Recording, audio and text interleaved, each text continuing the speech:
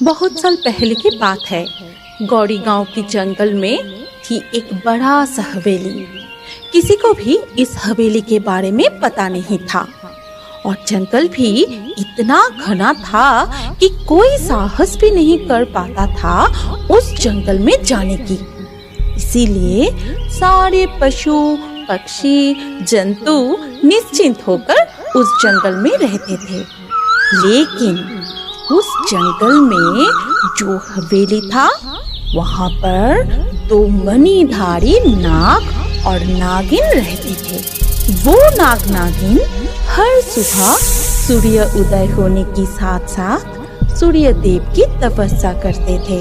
सूर्य की रोशनी के द्वारा वो अपनी शक्तियाँ बढ़ाते थे।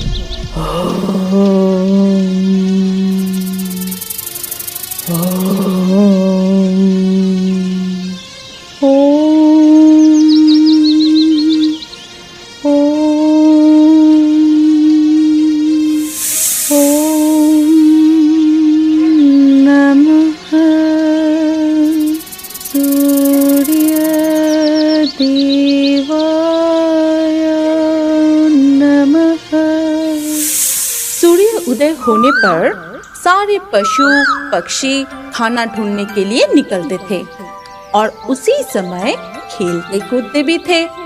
एक दिन जब नाग नागिनी मिलकर सूर्य देव की तपस्या कर रहे थे, तभी थियो कौवा पेड़ पर बैठ के लगातार अपनी साथी को बुला रहा था और इसके कारण नाग नागिन की तपस्या में भंग हो रही थी। तभी नागिन गुस्से में अपनी जादुई शक्ति से थियो को एक पत्थर बना दिया। ठीक उसी वक्त ना जाने कहां से एक मेंढक आके नागराज के ऊपर चढ़ गया। तभी नागराज भी बहुत गुस्से में आके बोला, तेरी इतनी मजाल कि तू मेरे तपस्या में बाधा डाली। मैं अभी तुझे सबक सिखाता हूँ। फिर उसने मेंढक को भी अपनी शक्तियों से पत्थर बना दिया। ठीक उसी समय दुनिया कुछ फल लेके जा रही थी। वो मेंढक और थियो कौवा को पत्थर बनते देख के चौंक गई और उसकी मुंह से सारे फल गिर गया। अरे बाप रे, ये क्या हो गया? दुनिया के मुंह से फल गिरा तो गिरा नागराज और नागिन के बिल्कुल सामने। तभी आज हमारी तपस्या में इतनी बाधा क्यों आ रही है? अब इस दुनिया को भी सबक सिखाना पड़ेगा। नहीं नहीं, मुझे छोड़ दीजिए, मेरे बच्चे भूखे हैं। मैंने आप दोनों को देख नहीं पाई। मेंढक को पत्थर बनते देख के डर गई थी और मेरे फल गिर गए। ठीक उसी समय एक शिकारी दुनिया का शिकार करने के लिए धनुक उठा रहा था, जो पहले से ही सारस और शालिक का शिकार कर चुका था। अरे और एक पंछी, इसका भी शिकार करता हूँ। ये इंसान कहाँ से आ गया? अरे ये तो दुनिया को मारना चाहता है। शिकारी को देखते ही नागिन ने उसे डस लिया और वो शिकारी मर गया। अरे बाप रे, नागिन ने काट लिया। आप कितने अच्छे हैं, आपने मेरी जान बचाई। मैं हमेशा आप दोनों की आभारी रहूंगी और मैं हमेशा आप दोनों के ध्यान भी रखूंगी। ये कह के दुनिया वहाँ से चली जाती है। लेकिन फिर एक दिन उसी जंगल में दो तांत्रिक तपस्या करने आते हैं। तभी उन दोनों तांत्रिक को एक रोशनी दिखाई देते हैं। भैरव, तुझे कोई रोशनी दिखाई दे रहा है क्या? हाँ भैरव, दिखाई दे रहा है, लेकिन इतनी रात को इस जंगल में ये रोशनी कुछ अजीब सा नहीं है? चल भैरव, ये रोशनी जिधर से आ रहा है उधर चलते हैं। फिर वो दोनों रोशनी की तरफ जाते हैं और वहां पहुंच के उनको वो हवेली दिखाई देता है जहां नाग नागिन खेल रहे थे और वो दोनों माथे पे मणि धारण किए हुए थे जिससे इतनी तेज रोशनी निकल रही थी। नाग नागिन को देखते ही गैरव कहता है, अगर ये मणि हमें मिल जाए तो हम दुनिया के सबसे शक्तिशाली तांत्रिक बन जाएंगे और बहुत अमीर बन जाएंगे। अभी इनको छोड़ देते हैं, लेकिन दिन के उजाले में इनके शक्तियाँ कम हो जाते हैं, तभी इन दोनों को बंदी बनाना होगा। ठीक है, तो चलो अब चले। फिर पूरी रात भैरव और गैरव तांत्रिक आग जला के पूजा पाठ करते रहे और सुबह होते ही दोनों तांत्रिक मिलकर बीन बजाना शुरू कर देते हैं। तभी नाग नागिन उसी धुन में खींचे चले आ रहे थे। बंद करो ये धुन, मेरा सिर दर्द से फट रहा है। मैं और सहन नहीं कर पा रहा हूँ, मुझे बहुत कष्ट हो रहा है। ठीक है, बीन बजाना बंद करता हूँ, लेकिन पहले बोलो वो मणि कहाँ है? हमें वो मणि दे दो, नहीं तो तुम दोनों को हम बंदी बना लेंगे। नहीं, वो मणि हम कैसे दे सकते हैं? मणि तो हमारा जीवन है, हमारा शक्ति है। मणि बिना हम मर जाएंगे। ठीक है, जब तक तुम हमें मणि नहीं दे देते हम बीन बजाना बंद नहीं करेंगे और तुम दोनों को हमेशा के लिए बंदी बना के रखेंगे। ये कह के फिर से दोनों बीन बजाना शुरू करते हैं और नाग नागिनी तड़पते रहते हैं। ये सब कुछ टुनिया पेड़ पर बैठी देख रही थी।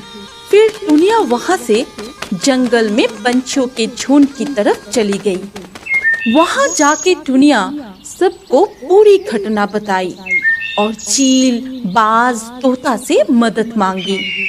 फिर वो चारों मिलके तांत्रिकों के पास जाते हैं और तांत्रिकों के पास पहुंचते ही बाज भैरव के बीन छीन लेता है और चील गैरव के बीन छीन लेता है। फिर टुनिया और तोता मिलकर तांत्रिकों ने जो आग पूजा करने के लिए जलाई थी उस आग को लेकर तांत्रिकों के ऊपर फेंक देता है। दोनों तांत्रिक ही बुरी तरह जल जाते हैं। आग की जलन से दोनों वहाँ से भाग जाते हैं। इसके बाद नाग कहता है, तुम सब मिलके हमारे जान बचाए, तुम सबका बहुत बहुत शुक्रिया। आज तुम सब ना होते तो हम सच में मर जाते और हमारा मणि भी छीन जाता। आज हम तुम्हें कुछ देना चाहते हैं, तुम सबको जो मांगना है आज मांग लो।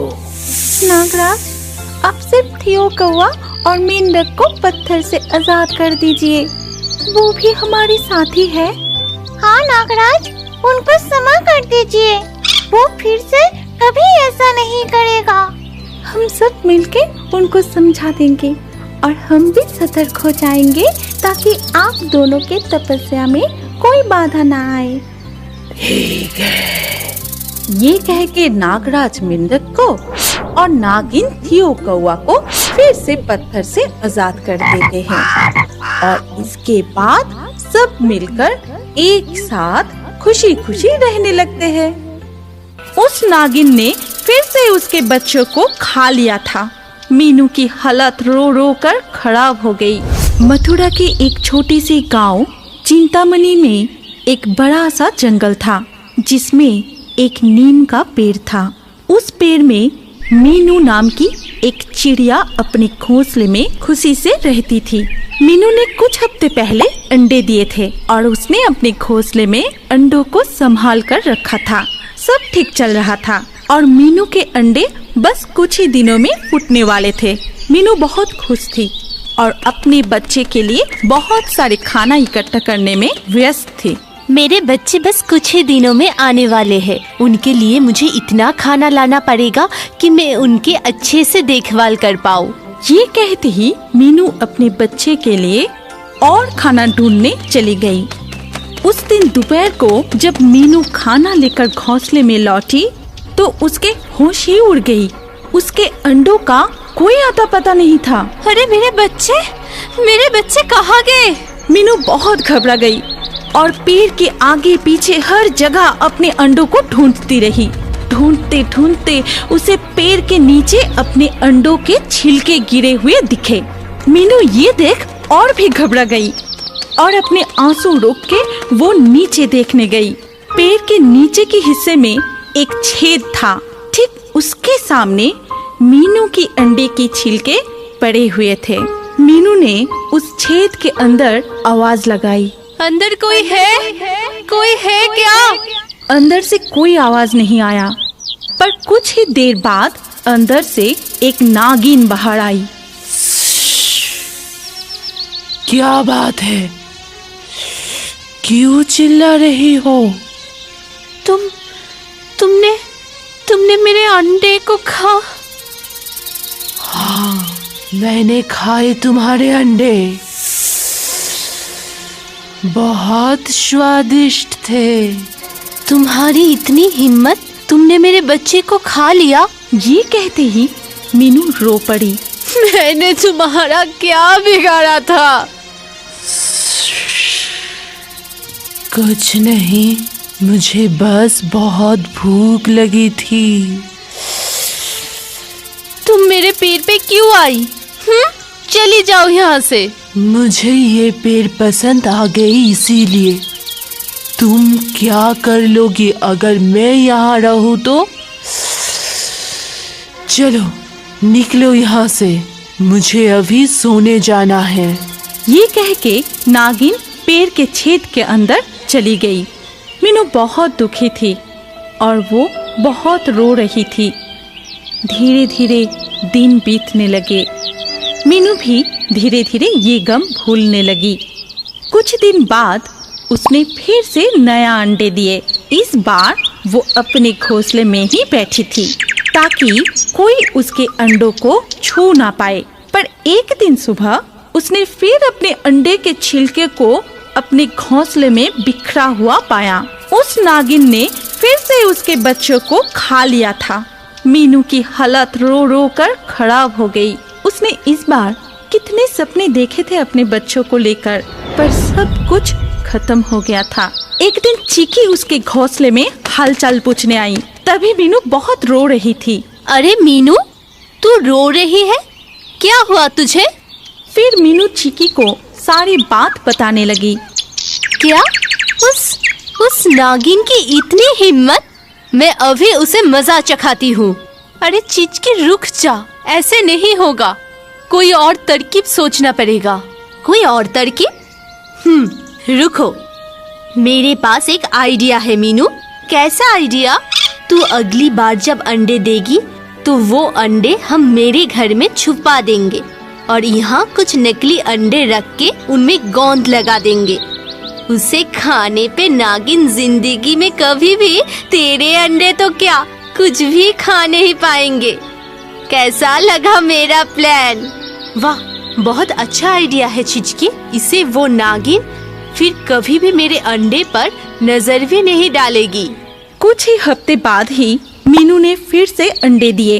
इस बार चिकी के प्लान के मुताबिक अंडे फूटने के कुछ दिन पहले मीनू ने अपने अंडे चिकी के घर में रख दिए और अपने घर में नकली अंडों में गंध लगा के खुद खाना ढूंढने चली गई। वापस लौटते ही उसने देखा कि घोंसले में अंडों के छिलके गिरे हुए हैं और वो ये देखकर खुश हो गई और वो पेड़ के नीचे वाले छेद के बाहर जाके खड़ी हो गई। अंदर थोड़ा झांक कर मीनू ने जोर जोर से कहा, क्या नागिन, कैसे लगे मेरे अंडे? नागिन के मुंह गंध के कारण चिपक गया था और नागिन कुछ भी नहीं बोल पा रही थी। अब मजा आया ना? आइंदा कभी मेरे अंडों की तरफ देखना भी नहीं। तुमने मेरे बच्चों को खाया है, उसके आगे ये सजा तो कुछ भी नहीं। अब तुम भुगतो। ये कहते ही नागिन को उसके हाल पर छोड़ के मीनू चिकी के घर में चली गई। वहाँ पहुँचते ही मीनू ने चिकी का शुक्रिया अदा किया। छिचकी, तेरा ये एहसान मैं जिंदगी में कभी नहीं भूलूंगी। तेरा बहुत बहुत शुक्रिया। अरे मीनू, दोस्त होते किस लिए है? कोई शुक्रिया वुक्रिया की जरूरत नहीं है। इसके बाद कुछ ही दिनों में मीनू के अंडे फूट गए और उनमें से प्यारे प्यारे 3 बच्चे बाहर आए। मीनू के खुशी का ठिकाना ही नहीं था। मीनू फिर अपने बच्चे को लेकर वापस अपने पेड़ पर लौट आई। वहाँ आते ही उसने देखा कि नागिन नीचे लेटी हुई है और हिल नहीं रही है। मीनू अपने बच्चे को घोंसले में रखकर नीचे देखने गई कि बात क्या है। क्या हुआ नागिन? मीनू की आवाज सुनते ही नागिन थोड़ा सा हिल उठी। फिर नागिन के आंखों में आंसू आ गई और वो रो पड़ी। नागिन को अब तक अपने पापों का सजा मिल चुका था और उसको अपनी गलती का एहसास भी हो गया था। उसे बुरी तरह रोते देख मीनू को बिल्कुल भी अच्छा नहीं लगा। नागिन कितनी भी बुरी ना हो, मीनू किसी को दर्द में छोड़ नहीं सकती थी। उसने नागिन से पूछा, तुम्हें अपनी गलतियों का एहसास हो गया है ना? नागिन ने अपने सिर हाँ में हिलाया। ठीक है, मैं तुम्हारी मदद करती हूँ, लेकिन एक शर्त पे। नागिन ने इस बात पर भी अपने सिर हाँ में हिलाया। मेरा शर्त ये है कि आज के बाद तुम किसी की भी जान नहीं लोगे, किसी के भी अंडे और उनके बच्चों को कभी भी किसी तरह से चोट नहीं पहुँचाओगे। क्या तुम वादा करती हो? नागिन इस पर भी राजी हो गई और फिर से रोने लगी। अपना वादा याद रखना, इसे तोड़ना मत। फिर मीनू चिकी के घर की तरफ उड़ गई। वहाँ पहुँचते ही मीनू ने चिकी को नागिन की बुरी हालात के बारे में बताया। छिचकी, हमें नागिन की मदद करना चाहिए। उसको मैंने शर्त दिया है कि वो मेरे तो क्या, किसी के भी अंडे नहीं खाएंगे। तुम बहुत ज्यादा ही अच्छी हो। अगर उसने फिर से तुम्हारे बच्चों को चोट पहुंचाया तो तुम क्या करोगी? नहीं छिचकी, वो ऐसा नहीं करेगी। मैंने कहा है कि मैं उसे इसी शर्त पे मदद करूंगी। अगर हम उसकी मदद नहीं करेंगे तो वो कुछ खा नहीं पाएगी और मर जाएगी। मैं किसी को मारना नहीं चाहती। अच्छा ठीक है, मैं कोई तरकीब ढूंढती हूँ। तुम अपने बच्चों के पास जाओ। मीनू अपने घर लौट आई और दूसरी तरफ चिकी गोंद को हटाने के लिए कोई तरकीब की खोज में जंगल में घूमती रही। आखिर में उसे एक बूढ़ा कौवा मिला जो इस जंगल को बहुत अच्छे से जानते थे। चिकी ने सोचा कि उनके पास कोई ना कोई तरकीब जरूर होगा और उसने उनको पूरी बात बताई। अच्छा, तो ऐसी बात है? क्या आपको कोई तरीका पता है इसको ठीक करने का? हाँ तो, पर इसके लिए तुम्हें मुझे वादा करना पड़ेगा कि तुम ये बात किसी को नहीं बताओगे। नहीं नहीं, मैं क्यों किसी को बताऊंगी? मुझे तो बस अपने दोस्त की मदद करनी है। ठीक है, तो सुनो। जंगल के उस पार चमत्कारी जड़ी बूटी के कई पौधे हैं। ये बात किसी को नहीं पता। उनके पत्ते कुछ भी ठीक कर सकते हैं। क्या सच में? हाँ, पर किसी को बताना नहीं। वो जड़ी बूटियाँ छिपे हुए हैं और उनके सिर्फ 4 ही पत्तियां होती है।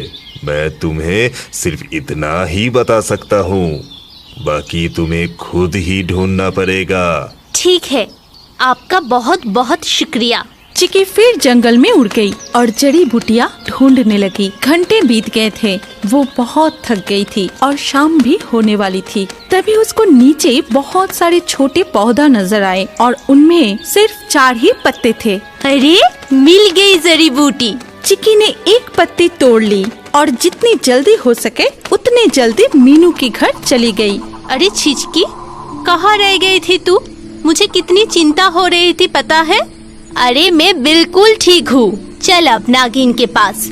मुझे गोंद हटाने का टोड मिल गया। सच में? अच्छा चल। फिर वो दोनों नागिन के पास चला गया और चिकी ने नागिन के मुंह में जड़ी बूटी के पत्ते का लेप लगा दिया और सच में ही नागिन के मुंह से गंध हट जाने लगा। कुछ ही देर में उसके मुंह से पूरा गंध हट गया। तुम्हारा बहुत बहुत शुक्रिया दोस्त। तुम नहीं होते तो शायद मैं जिंदा ही नहीं रह पाती। मुझे माफ करना और तुम्हारे शर्त के मुताबिक मैं अपना वादा जिंदगी भर निभाऊंगी और किसी को भी चोट नहीं पहुंचाऊंगी। ये हुई ना बात। इसके बाद से नागिन ने सच में अपना वादा निभाया और वो सबके साथ में हंसी खुशी जिंदगी बिताने लगी। हमारी कहानी यहाँ पर खत्म होती है। अगर आपको ये कहानी पसंद आई तो इस वीडियो पे लाइक जरूर करना। अगर आपके पास कोई पसंदीदा कहानी हो तो कमेंट करके बताएं। सबसे अच्छा कहानी चुन के हम ऐसे ही कार्टून बनाएंगे। और अभी हमारे अगले वीडियो देखने के लिए स्क्रीन के ऊपर इस वीडियो पर क्लिक कीजिए और रियो बर्ड्स के और भी वीडियो देखते रहिए।